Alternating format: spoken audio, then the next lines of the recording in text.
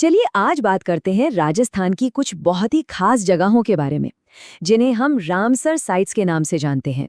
अगर किसी को राजस्थान की कुदरती विरासत को करीब से समझना है, तो ये जानना बहुत जरूरी है। तो सबसे पहले एक ऐसा सवाल जो कम्पिटिटिव एग्जाम्स में भी खूब पूछा जाता है कि भाई राजस्थान में कुल कितनी रामसर साइट्स हैं। इसका जवाब तो हम जानेंगे ही, लेकिन साथ ही इन जगहों के पीछे की पूरी कहानी भी समझेंगे। पर एक मिनट, इन्हें रामसर साइट्स ही क्यों कहते हैं, कुछ और क्यों नहीं?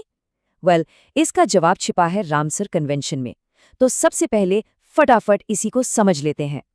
तो देखिए, रामसर कन्वेंशन जो है वो असल में एक इंटरनेशनल ट्रीटी है, एक समझौता जो दुनिया भर की वेटलैंड्स मतलब कि आर्द्र भूमियों को बचाने के लिए किया गया था। अब ये वेटलैंड्स होती क्या है? अरे ये हमारी धरती के लिए फेफड़ों जैसी हैं, जो पानी को साफ रखती हैं और ना जाने कितने ही जीव जंतुओं का घर होती हैं।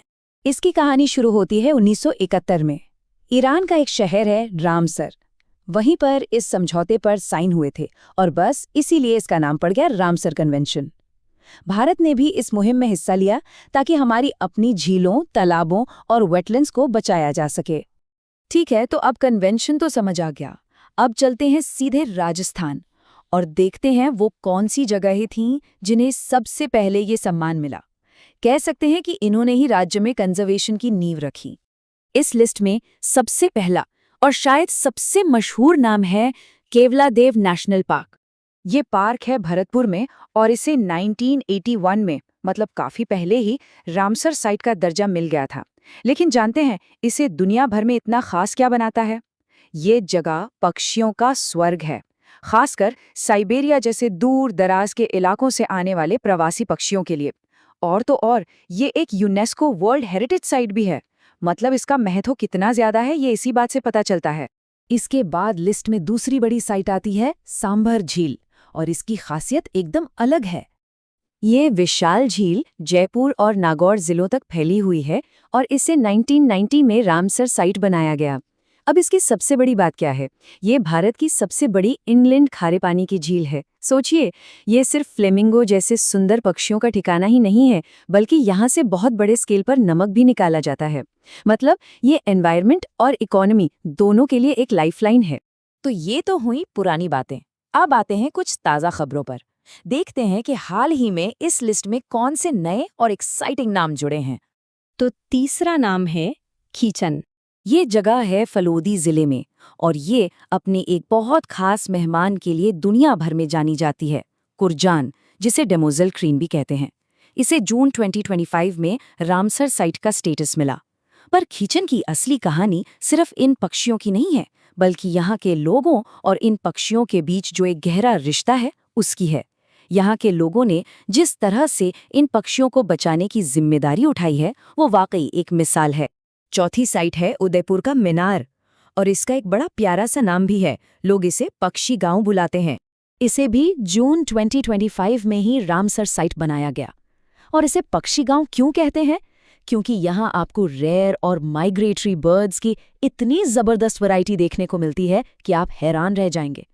ये जगह इस बात का जीता जागता सबूत है कि इंसान और प्रकृति एक साथ कितने खूबसूरती से रह सकते हैं।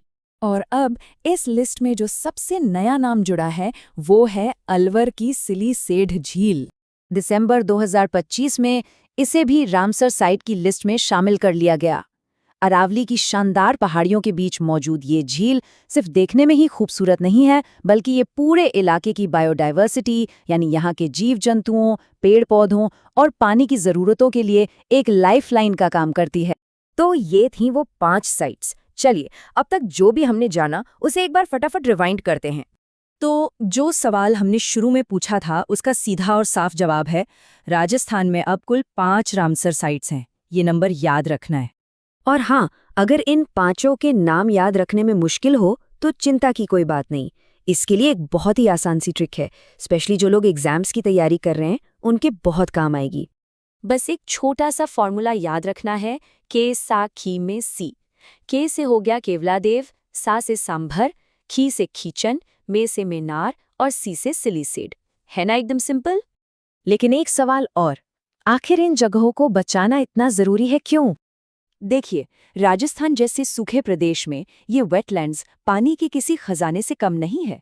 ये सिर्फ हमारी बायोडायवर्सिटी मतलब अनगिनत पेड़ पौधों और जीव जंतुओं को ही नहीं बचाती, बल्कि लाखों प्रवासी पक्षियों के लिए एक महफूज ठिकाना भी है। और इसके अलावा ये स्थानीय लोगों के लिए रोजगार भी पैदा करती हैं, जैसे सांभर में नमक का उत्पादन या फिर पर्यटन। और आखिर में एक सवाल जो खीचन की कहानी से ही निकलता है। खीचन ने हमें दिखाया कि जब लोकल कम्युनिटी किसी चीज को बचाने की ठान ले तो क्या कुछ नहीं हो सकता।